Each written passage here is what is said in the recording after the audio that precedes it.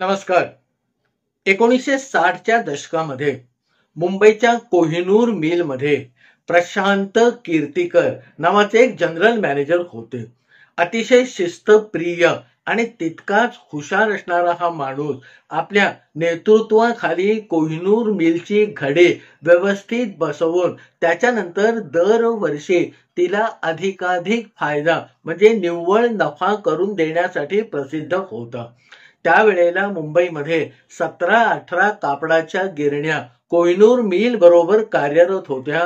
पण या सगळ्यामध्ये कधी संप, कधी टाळेबंदी, कधी नफा, कधी नुकसान अशी आवर्त किंवा चक्र फिरत असताना कोहिनूर मिल मात्र या सगळ्याला अपवाद होते आणि त्याचं एकमेव कारण होतं हे प्रशांत कीर्तीकर. प्रशांत कीर्तीकर कोहिनूर मिल पासून साधारणपणे 2-3 किलोमीटर अंतरावर असणाऱ्या माहीममध्ये राहत होते.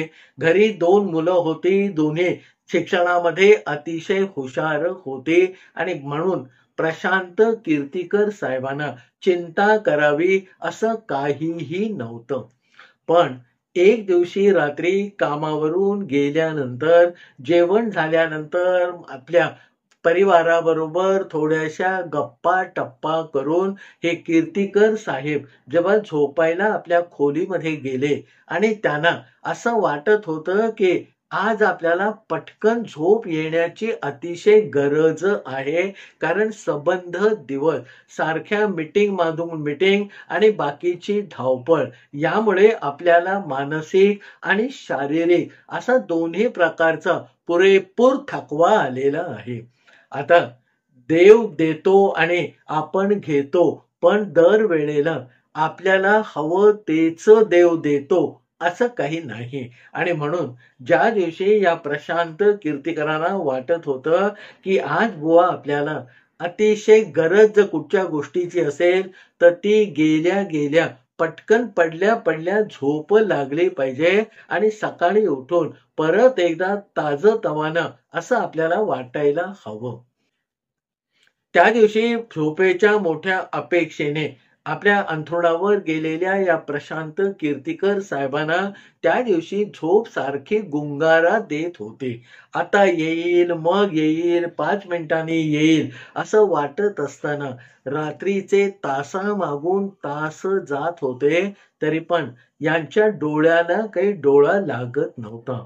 त्यांच्या आजीने कधीतरी सांगितलेलं होतं की असं कधीतरी रात्री झोप येत नाही असं वाटलं तर चमचाभर साखर खावी, वर गार पाणी प्यावं म्हणजे झोप लागते. प्रशांत कीर्तीकरांनी आजीनी सांगितलेला तो उपायही करून बघितला, पण त्याचाही काहीही परिणाम झाला नाही आणि झोपेसाठी अतिशय आसुसलेल्या त्या कीर्तीकरांना आता आपण झोपेसाठी नक्की काय करावं हेच मुळी सुचत नव्हतं. असं होता होता रात्रीचे 2 वाजले आणि अतिशय विमनस्क अवस्थेमध्ये प्रशांत कीर्तीकरांना असं वाटलं की आता आपण जरा आपल्या गाडीतून बाहेर एक चक्कर मारून येऊया.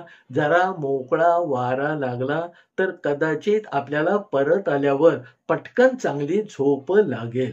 आणि म्हणून मी जरा बाहेर जाऊन येतो असं आपल्या पत्नीला सांगून या प्रशांत कीर्तीकरांनी आपलं घर सोडलं, खाली उभी असलेली गाडी सुरू केली आणि नंतर कॅडल रोडवरनं ते विनाकारण विना उद्देश फक्त ड्रायव्हिंग करत राहिले. त्याच्यामध्ये 15-20 मिनिटं गेली आणि मग एक मोठा टर्न घेऊन सहज ते सिद्धिविनायक मंदिरासमोर आले. सिद्धिविनायक मंदिर आज जेवढं आपल्याला भव्य दिव्य दिसतंय तसं ते तेव्हा नव्हतं. एक साधी घुमटी आणि आजूबाजूला साधारणपणे 500-700 फुटाचं आवाज एवढंच रूपक किंवा रूपडं त्यावेळेला या प्रभादेवीच्या सिद्धिविनायक मंदिराचं तेव्हा होतं. त्यावेळची ही गोष्ट आहे. आता आलोच आहोत, नुसते फिरतोच आहोत, सिद्धिविनायकासारखं मंदिर जर समोर आहे तर आतमध्ये जाऊन 5 मिनिटं देवाबरोबर गप्पा मारून येऊया, असा काहीसा विचार करून या प्रशांत कीर्तिकरांनी आपली गाडी बाजूला लावली आणि मग ते शांतपणे त्या देवळामध्ये देवाच्या समोर जाऊन उभे राहिले. आता देवाच्या समोर त्यांना मागण्यासारखं काहीच नव्हतं. कुठचाही क्लेश, चिंता अजूनपर्यंत त्यांच्या वाट्याला त्याच देवाने आणलेली नव्हती. पण आज मला झोप येत नाहीये, हे तरी देवाला आपण सांगावं का?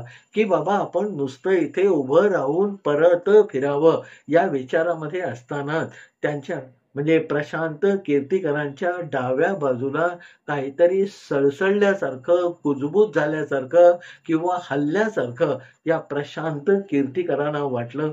आता त्यावेळेला जे मंदिरातले दिवे होते ते जेमतेम प्रकाश देणारेच होते आणि त्या मिणमिणत्या प्रकाशामध्ये या प्रशांत कीर्तिकरांनी डाव्या बाजूला बघितलं तर तिथे त्यांना आमच्या गावातलं म्हणजे रत्नागिरी जिल्ह्यामध्ये असलेल्या देवरुख नावाच्या एक छोटेखानी शहराला लागून असलेल्या एका ठार खेड्यातला म्हणजे ज्या खेड्याचं नाव निव आहे अशा खेड्यातला रघु सावंत दिसला.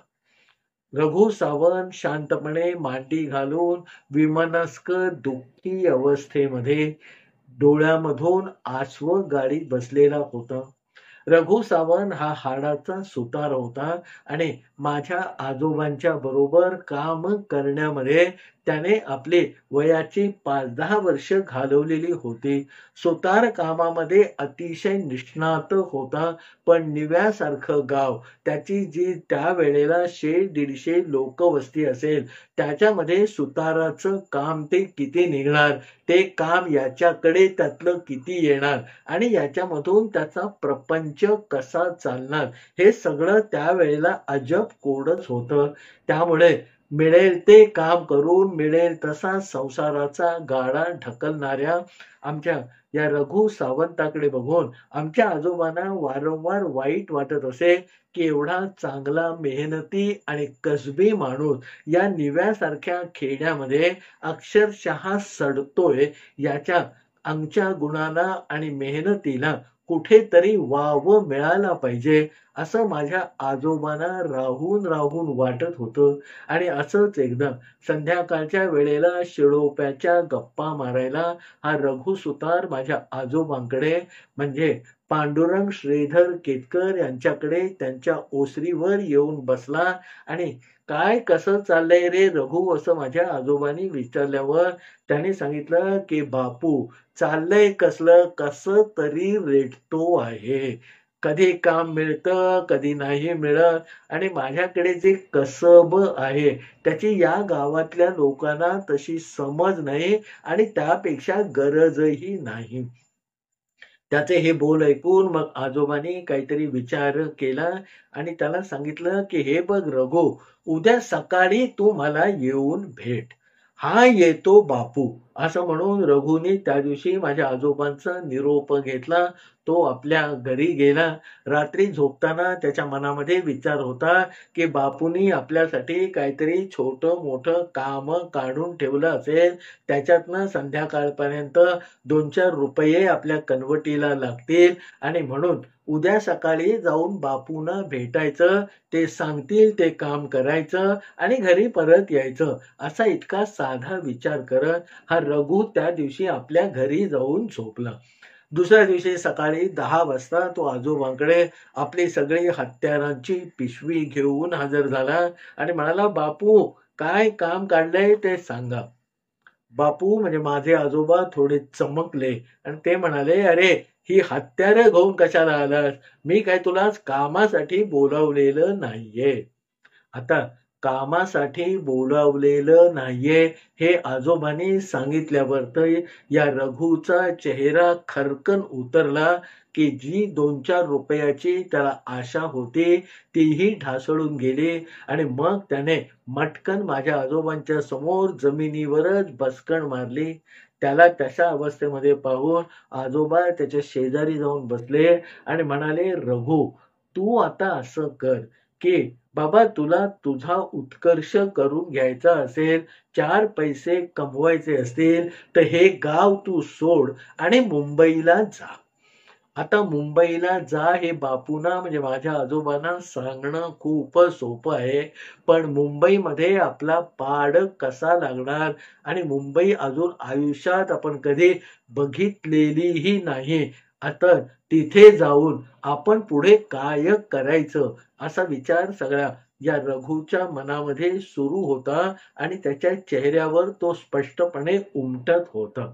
त्याची ती सगळी अवस्था बघून माझ्या आजोबांनी त्याला सांगितलं, की "बाबा, तुला मी सुरुवातीला रुपये 100 देतो. हे 100 रुपये 1960 सालातले आहेत. तुला मी 100 रुपये देतो.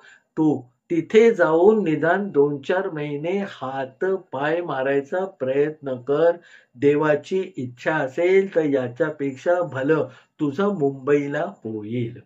आता गावातला खोत म्हणजे माझे आजोबा या रघु सावंताचे बापू जर सांगतात तर त्याने काहीतरी विचार केला असला पाहिजे असं या रघुला कुठेतरी खात्रीपूर्वक वाटलं. आणि मग बापू तुम्ही म्हणताय तर गाठतो मी मुंबई असं म्हणून तिथल्या तिथे माझ्या आजोबांनी ठेवलेल्या प्रस्तावाला आपला होकार कळवून मग मोठ्या खुशीने आजोबांनी दिलेला चहा पिऊन तरतरीत होऊन हा रघु आपल्या घरी गेला. पुढच्या 4-8 दिवसांनी त्याने आपलं सगळं घरातलं सामान बांधून टाकलं, घर बंद करून टाकलं आणि आपली बायको आणि 2 वर्षाचा मुलगा यांना घेऊन आणि आजोबांनी त्याला दिलेले 100 रुपये मोठ्या अदबीने घेऊन त्यांनी आमचं गाव सोडलं आणि मोठ्या नगरामध्ये महामुंबईमध्ये तो येऊन दाखल झाला. आजोबांच्या सांगण्यावरून मुंबई गाठलेल्या या रघु सावंताने मग आपल्या ओळखीचे जे 2-4 चाकरमाने मुंबईमध्ये आधीच येऊन पोहोचलेले होते त्यांच्या गाठीभेटी घेतल्या आणि मग त्यांच्या सहकार्याने त्यांनी दिलेला सल्ला प्रमाण मानून दादरच्या एस.के. बोले रोडवर असलेल्या एका चाळीमध्ये एक डबल रूम भाड्याने घेऊन हा रघु सावंत तिथे राहायला लागला. आणि आता आपल्या अंगी जे काही कसब आहे, सुतार कामाचं आपल्याला जे जे काही कळतं त्याचा या मुंबईमध्ये जरा प्रचिती किंवा प्रसार करून 4-2 पैसे मिळवता येतात का या मार्गाला तो लागला. सुरुवातीचे थोडे दिवस तसे कठीण गेले, पण एकंदर मुंबई ही महानगरी अशी आहे की जिथे कसबी माणसाचं कसब लवकर ओळखणारे लोक आहेत आणि त्यामुळे साहजिकच थोड्याशा ओळखी-पाळखीने पुढच्या 6-8 महिन्यामध्ये दिवसाचे 8च्या 8 तास आणि महिन्याचे 30च्या 30 दिवस या रघु सावंताला काही ना काही काम मिळायला लागलं. लोकांच्या एक लक्षामध्ये आलं की रघुनी केलेलं काम आणि बाकीच्या सुतारांनी केलेलं काम याच्यामध्ये घडीवपणाचा किंवा ताशीवपणाचा खूप मोठा फरक आहे आणि त्यामुळे साहजिकच रघुची डिमांड या मुंबईमध्ये वाढत वाढत गेली आणि मग मुंबईमध्ये जे अवलिये आहेत त्यांची एकेकाची गाठ या रघुकडे पडायला लागली. माहीमचा एक अवलिया होता दस्तूर नावाचा. त्याने या रघुची कीर्ती कोणाकडनं तरी ऐकली आणि रघुला आपल्या दुकानावर बोलावून घेतलं. त्यावेळेला या दस्तूर साहेबांचं कापडाचं मोठं दुकान होतं. रघु तिथे पोहोचल्यावर त्या रघुची थोडीशी उलट तपासणी घेतल्यानंतर या दस्तूर साहेबांनी या रघुला सांगितलं की बाबा तू म्हणशील ती मजुरी आणि सांगशील तो खर्च मी करायला तयार आहे, पण मला असं एक कपाट बनवून दे की ज्याच्यामध्ये खिळा आणि स्क्रू बिलकुल वापरायचा नाही. आपल्याला ऐकल्यावरती आश्चर्य वाटेल, पण कोणताही खिळा किंवा स्क्रू न वापरता साधारणपणे 6-6.5 फूट उंचीचं, 3 फूट खोलीचं आणि जवळजवळ 8 फूट रुंदीचं असं एक कपाट चांगल्या शिसवी लाकडाचं रघुनी पुढच्या 2 महिन्यामध्ये या दस्तूर साहेबांना घडवून दिलं.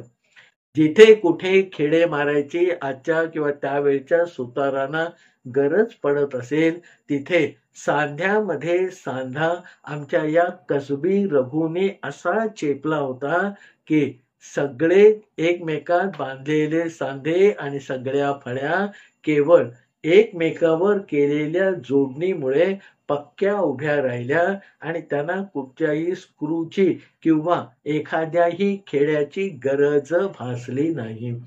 दस्तूर शेठ आमच्या या रघुचं काम बघून खुश झाले आणि त्यांनी मनापासून ठरलेल्या जी मजुरी होती त्याच्यापेक्षा 200 रुपये जास्त आमच्या रघुच्या हातावर ठेवले. आता अशीच मोठ्या मोठ्या कसबी किंवा जाणकार लोकांची कामं करण्यामध्ये रघुलाही फार मजा किंवा आंतरिक समाधान मिळायला लागलं आणि मुंबई नगरी बडी बाका म्हणतात ते काही खोटं नाही असं हळूहळू त्याला पटायला लागलं. दरम्यानच्या काळामध्ये गावाहून येताना त्याचा जो 2 वर्षाचा मुलगा होता तो हळूहळू मोठा होत होता. दादर मधल्या एका शाळेमध्ये शिकायला जात होता आणि एक दिवस शाळेमध्ये या मुलाचं म्हणजे ज्याचं नाव अर्जुन होतं त्या अर्जुनाचं शाळेमध्येच पोट दुखायला लागलं. त्या वेदना त्याला असह्य व्हायला लागल्या आणि त्या असह्य वेदना घेऊन शाळेतल्या एका शिपायाबरोबर हा अर्जुन तडफडत तडफडत आपल्या घरी आला. तोपर्यंत संध्याकाळ झालेली होती. रघु पण पाठोपाठ घरी आला आणि आपल्या मुलाची ती अवस्था बघून ताबडतोब त्याने बोकील नावाच्या त्याच्या ओळखीच्या डॉक्टरांकडे या अर्जुनला घेऊन गेलं. बोकील डॉक्टराने या अर्जुनला म्हणजे रघुच्या मुलाला तपासलं आणि त्याला सांगितलं की बाबा आता मी तुला 1-2 औषधं देतो, त्याने लगेच आराम पडेल, पण माझ्या शास्त्राप्रमाणे किंवा माझ्या अनुमानाप्रमाणे या मुलाला अपेंडिक्स नावाचा जो त्रास असतो तो आहे आणि त्यामुळे पुढच्या थोड्या दिवसामध्ये तू याचं एकदा ऑपरेशन करून घे, नाहीतर हाच त्रास कुठच्याही क्षणी त्याला कुठेही व्हायला लागेल. आता अपेंडिक्सचं ऑपरेशन म्हटल्यावरती रघु हादरला होता. अर्जुनही मनातून घाबरला होता. पण डॉक्टरांनी दिलेल्या त्या गोळ्या औषधं घेऊन ही जोड गोळी घरी आली आणि खरोखरच बोकील डॉक्टरांनी सांगितल्याप्रमाणे ती औषधं सुरू केल्यानंतर 2 तासामध्ये अर्जुनचं पोट दुखायचं थांबलं. पण या बोकील साहेबांनी पुढचं जे सांगितलेलं होतं की आज ना उद्या याचं अपेंडिक्सचं ऑपरेशन करून घेणं गरजेचं आहे. आता मग रघु सावंत त्या तजवीजीला लागला. बोकील डॉक्टरांना त्याने विचारलं की बाबा हे ऑपरेशन करायचं झालं तर कोणाकडे करायचं. बोकील डॉक्टरांनी त्यांच्या विश्वासातले सारंग डॉक्टर होते ज्यांचं स्वतःचं हॉस्पिटल होतं त्यांचा रेफरन्स दिला, चिठी लिहून दिली. मग या अर्जुनाला घेऊन आमचा रघु त्या सारंग डॉक्टरांकडे गेला. ते आलिशान हॉस्पिटल बघून खरं तर रघु मनामध्ये दचकला होता की एवढ्या मोठ्या हॉस्पिटलमध्ये आपल्यासारख्या सुतार माणसाच्या मुलाचं ऑपरेशन करायचं झालं तर नक्कीच अफाट किंवा बेफाट खर्च येईल. अर्थात आपलं काय देवा काळजी असं म्हणून हा रघु आतापर्यंत नशिबावर आणि देवावर विश्वास ठेवून बसलेला होता. त्यामुळे कितीही खर्च लागला तरी देव काळजी घ्यायला समर्थ आहे असं म्हणून रघु त्या सारंग डॉक्टरांकडे गेला.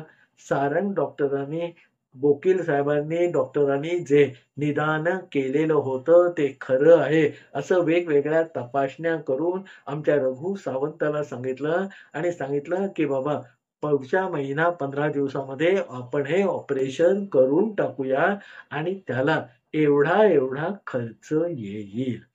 आता त्यावेळेला ही रक्कम जी होती ती काही हजारामध्ये होती आणि ती रघुचं छाती दडपून टाकायला पुरेशी होती. पण मुलाचा प्रश्न आहे, त्याच्या ऑपरेशनची गरज आहे. त्यामुळे आपण दिवस-रात्र एक काम करू आणि पुढच्या महिनाभरामध्ये सांगितलेली रक्कम आपल्याला मिळू शकेल, असा एक कुठेतरी अदम्य असा विश्वास आमच्या रघु सावंताला वाटत होता आणि म्हणून, "चालेल डॉक्टर, मी माझ्याकडे पैसे जमा झाले की तुमच्याकडे येतो आणि ऑपरेशन तुमच्याकडूनच करून घेणार," असं नक्की सांगून हा रघु तिथून बाहेर पडला. दुसऱ्या दिवसापासून रघुने आपली सगळी हत्यारं परजली. छोटं-मोठं, तिरकं-वाकडं जे काम मिळेल ते करून टाकायला सुरुवात केली आणि हळू जी रक्कम डॉक्टरांनी सांगितली होती त्याच्याकडे आपण मुंगीच्या पावलांनी हळू सरकतो आहोत, असा एक दिलासादायक विश्वास आमच्या रघु सावंताला वाटायला लागला. असे दिवस जात असताना एक दिवस वकील डॉक्टरांनी या रघु सावंताकडे निरोप पाठवला की बाबा, तुझ्या अर्जुनचं जे ऑपरेशन आहे ते पुढच्या 3-4 दिवसात करून घे, कारण सारंग डॉक्टर 2 महिन्यासाठी बाहेर गावी जाणार आहेत आणि 2 महिने थांबणं काही योग्य होणार नाही. आता पुढच्या 4-5 दिवसामध्ये ऑपरेशन करून घे, हा निरोप वकील डॉक्टरांनी दिल्यानंतर खरं तर रघु सावंताची कढी पातळ व्हायचंच काम होतं. कारण आपल्याकडे 1.5 महिना आहे आणि तेवढे पैसे जमवायला एवढा वेळ आपल्याकडे उपलब्ध आहे, असा कुठेतरी अनुमान, अंदाज, गणित या रघु सावंतांनी आमच्या बांधलेलं होतं. आता एवढ्या थोड्या अवधीमध्ये एवढे पैसे कुठून आणायचे, असा एक यक्ष प्रश्न आमच्या रघु सावंताकडे उभा राहिला. आता सर्वसाधारणपणे आपण एकमेकांची मदत लागल्या अडल्या नडल्या वेळेला घेतो.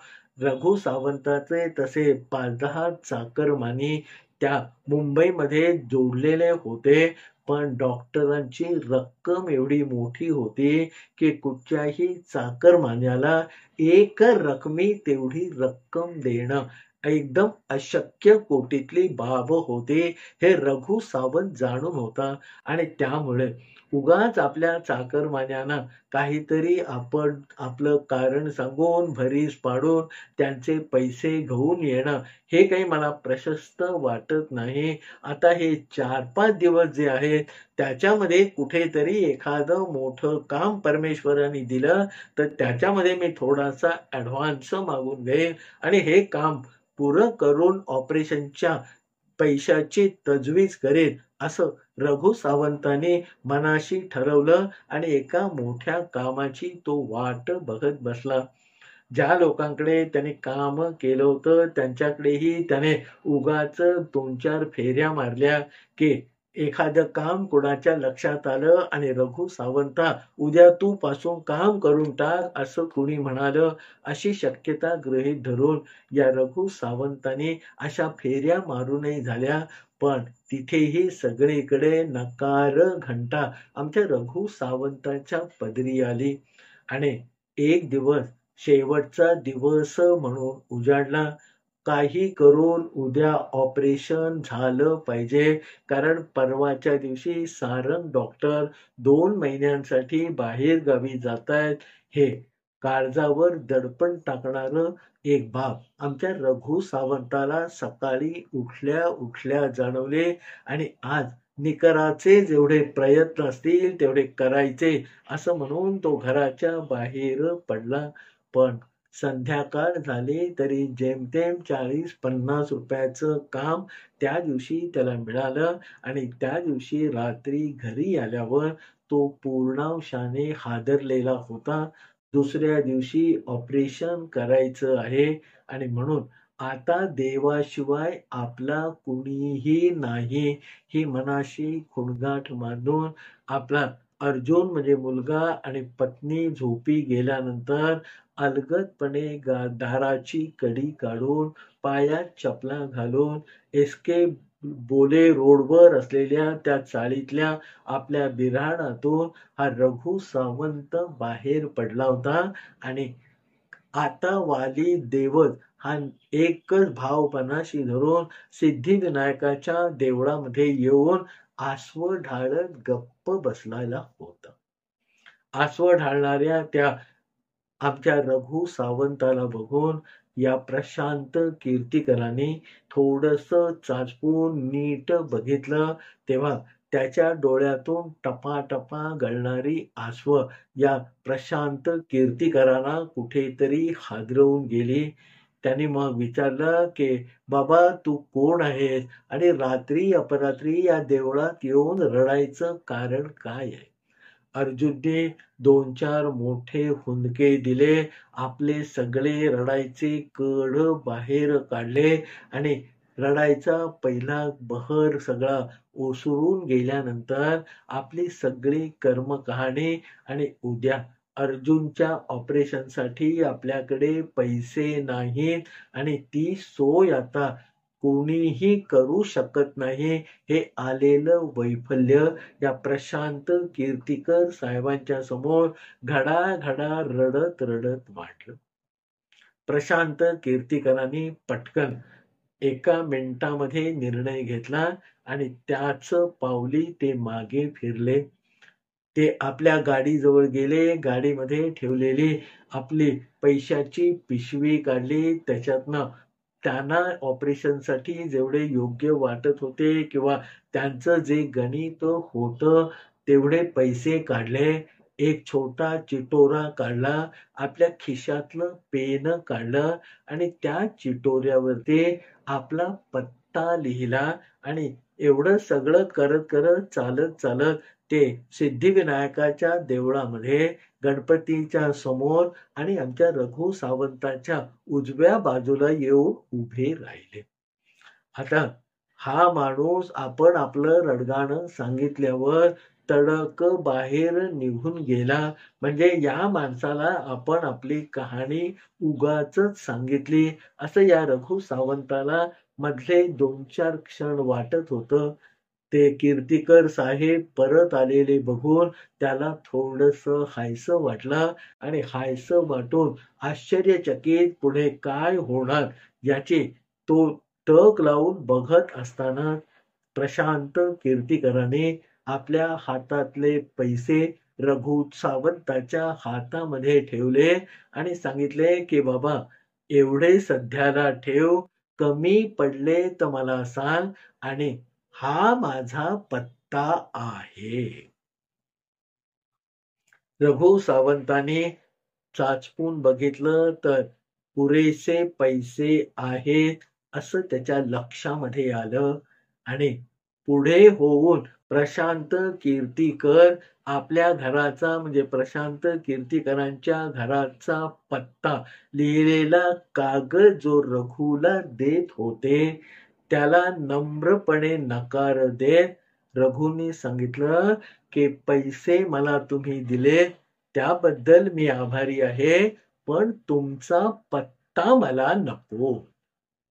आता साहजिकच प्रशांत कीर्तीकरांना या रघु सावंताचं वागणं थोडस उर्मटपणाचं वाटलं आणि आपण एवढी मदत केलेली आहे, आणखीन मदत करायची आपली तयारी आहे, त्यासाठी आपण पत्ता देतोय. या माणसाने पैसे घेतले पण आपला पत्ता काही घेत नाही, हे काय विचित्र गणित आहे असं थोडस वेगळं विचार करायला लावणारं गणित या प्रशांत कीर्तीकरांच्या मनामध्ये सुरू झालं आणि त्याच वेळेला रघु सावंताचे शेवटचे शब्द या प्रशांत कीर्तीकरांच्या कानावर पडले. रघु म्हणाला की साहेब तुमचा पत्ता नको, माझ्याकडे पत्ता आहे. माझ्याकडे पत्ता आहे. हे प्रशांत कीर्तीकरांना जास्त विस्मयकारक वाटलं, कारण आज तर आपण या माणसाला पहिल्यांदा भेटलो आहोत. हाही इतकं सगळं सांगतानाही साहेब मी तुम्हाला ओळखतो, तुमचं घर मला माहित आहे असं काही बोललेला नाही, तरी मोठ्या शहाजोगपणे हा सांगतोय की माझ्याकडे पत्ता आहे. प्रशांत कीर्तीकरांनी साहजिकच विचारलं की अरे माझा पत्ता नको, ठीक आहे, पण तुझ्याकडे पत्ता कोणाचा आहे? त्यावर रघु सावंताने खंबीरपणे, तितक्याच शांतपणे सांगितलं की माझ्याकडे अशा एकाचा पत्ता आहे ज्याने रात्री 2:30 वाजता तुम्हाला माझ्यासाठी पैसे घेऊन पाठवलं आहे.